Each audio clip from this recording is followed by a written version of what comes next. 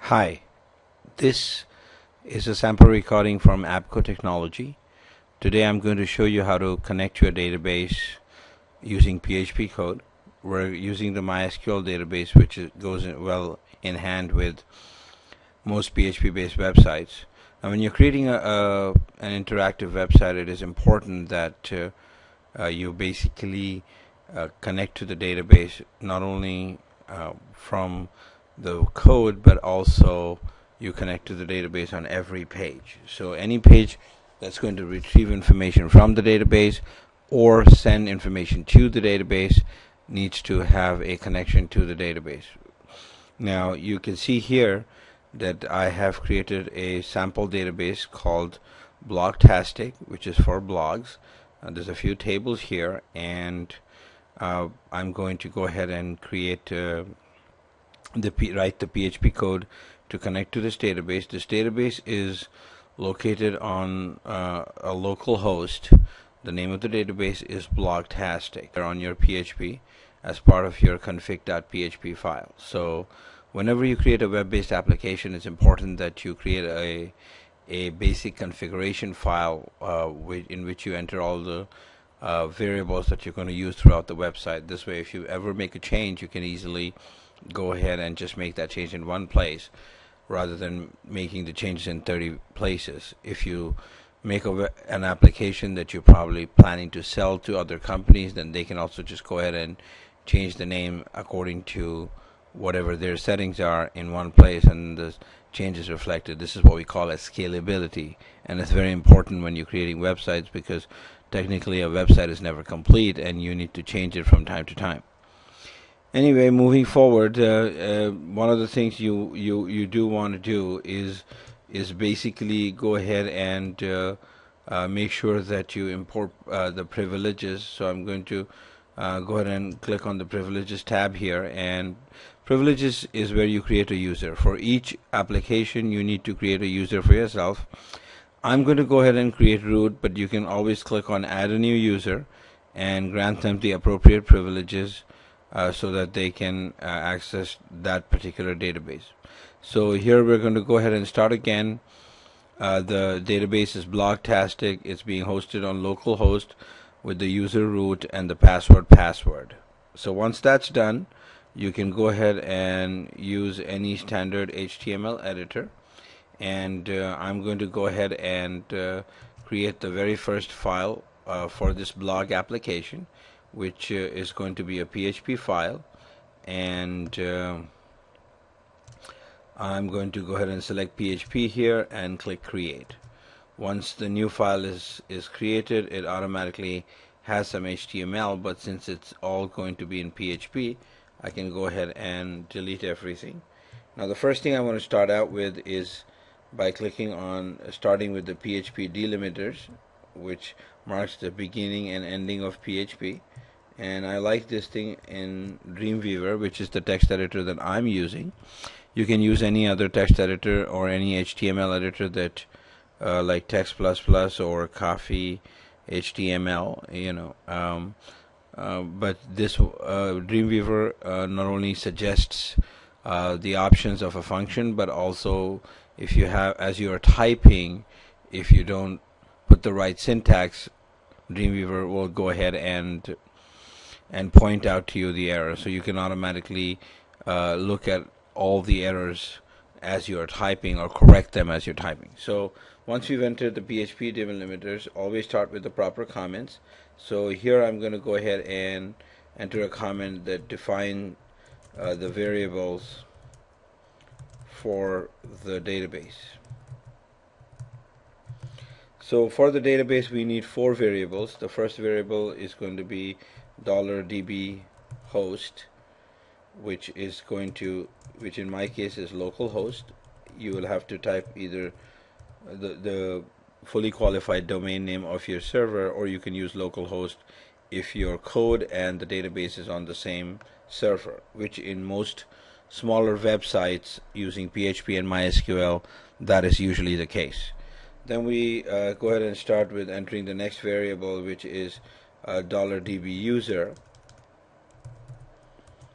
and this one I'm going to go ahead and type root.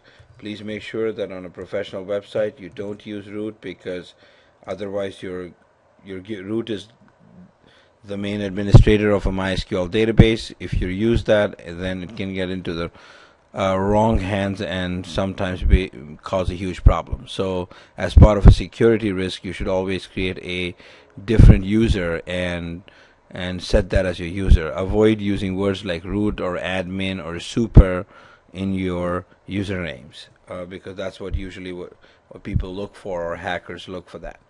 So moving further, we're going to also define the password here, which in my case is the password for $DBs. And then the fourth icon that we're going to use here is the name of the database, because on a standard MySQL database there can be many different databases, so we have to specify which particular database we're using. So I'm going to go ahead and type $DB database, and we're going to call that Blogtastic. The whole name has been created as it's a fantastic blog, so Blogtastic. So moving further, before I connect to the database, I like to specify a few other variables that should be part of the config file. So other site related variables. Also make sure that whenever you're coding in any language, remember, you yourself will not remember what your code is, so it's very important that you write appropriate comments. Otherwise, 6 months later, when you want to make a change and you come back to the same website, then you will realize that you yourself is not able to understand your code. So proper comments will always help you, and the best part is that if a user or a visitor tries to view source on your site, they can't see your comments anyway. So moving further, I'm going to go ahead and define our site name, because I usually call that the config underscore site name, and I use this as a header, so I'm going to call it the ultimate blog. Once that's completed, the other one I want to do is specify the base URL, because a lot of times you will be needing this one, so we'll call this the base URL. Just as a small tip, when you create a login page, if a user logs incorrectly, then you would want to direct them to the home page, and that's where you would use the config base URL instead of the full URL. So that's where you type the full URL of your website, including the HTTP. Mine is right now a sample, so I'm just doing localhost/projects/blogtastic.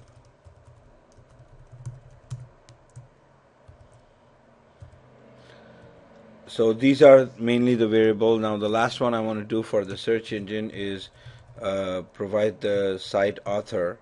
So I'm going to just config underscore author. So it's always good to know who the author of the site is. You can put this information in the footer of your file. So that's done. Now we provide the functions.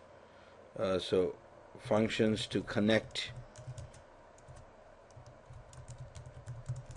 to the database. So the first function that you want to connect to the database is called MySQL Connect. It has three options. The first option is the name of the server, the second option is the name of the username to log in, and the third option is the password. Please remember that your site, each time that it wants to retrieve something from the database or send something through the database, the application or the website has to log into the database, and that's the reason what we need is a handle, and this handle will be used by the application to connect. Now some books and documentation will call it handle, but I usually prefer $DB. So I'm going to go ahead and provide $DB equals MySQL underscore connect, and notice that this is another thing. As you can see here, that Dreamweaver has automatically provided the three required options, which is the name of the server, the username, and the password. But since we have already specified those in variables above, I'm just going to use the variables here separated by comma. So the first option is $dbHost. The second option is $dbUser. And the third option is $dbPassword.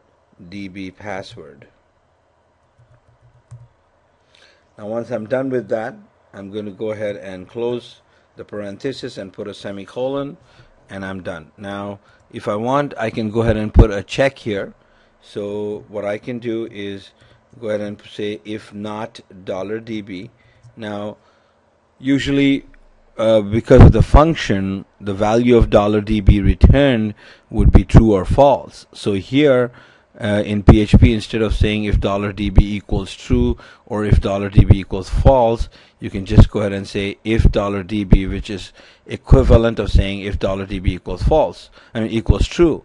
Or you can put an exclamation, which is the same as saying if $db equals false. So here we go, and we go ahead and put a opening and go a few steps down and then closing. I always do that. I put the opening and closing brace so that I'm not worried about when it opens or forget something. And then of course Dreamweaver will keep giving me errors if I don't close it. So here I'm going to go ahead and basically here I can go ahead and type the $db equals, if not $db, then I can say echo not connected to the database.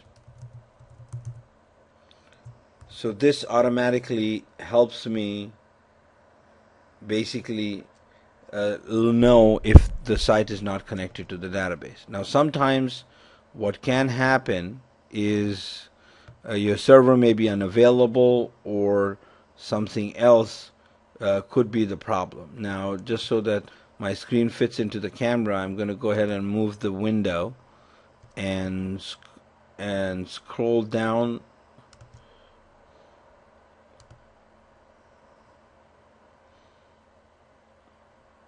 so we can all see what I'm typing. So we go here, and I'm just going to go ahead and hit enter a few times, and this way this part of the screen comes in here. So now this will automatically let us know we don't need anything else. And now, so if we don't get this information, then you can go ahead and move to the select DB. Now also bear in mind that instead of echo you could use die, which is another option, but for beginners I would prefer that they start with echo. Then the next one is where I'm going to basically call DB Connect, DB Select. I'm going to call it DB Select, and this one is where we are going to select the database. So that's MySQL _ select _ DB. And again, you'll notice that this one has two options. The first one is the name of the database, and the second one is the optional option, which is the handle, which in our case is going to be $db. So here the name of the database, we'll scroll up and we'll see that we created a variable called $db database. So we're going to go ahead and use that $db database, comma, and $db, which is the handle, which is also required. Now once again, if you want, you can go ahead and run an if statement to do that, but I'm not going to do that because I think these lines are sufficient, and that marks the end of this config file. The last thing that I want to do is go ahead and save it. I'm going to go ahead and save it as config.php within my existing one. I already have a previous config sample, so I'm going to go ahead and save it as same. Would you like to overwrite this file? Yes. So this is your main config file. You've defined all your variables here. You're connecting to the database here. Now any pages that you create for your website, what you can do is add this config file using the include function which is include, and then in parentheses put config.php as the argument, or you can use it as require config.php. So whenever I create an application, this is the first step that I do, and then we begin with the coding of other pages. This was a part of our PHP Advanced course at ABCO Technology, in which we train our students and make them develop 6 different applications in class. So the advanced PHP is not just teaching some advanced functions, but actually making you create 6 different applications. If you are interested, you can go ahead and call our main line at 310-216-3067, or you can go ahead and visit our website at www.abcotechnology.com. Feel free to comment on this video so that I can really get a good feedback and in the future prepare better videos. So hope this was helpful for everybody, and feel free to contact us even if you have any questions. Have a nice day.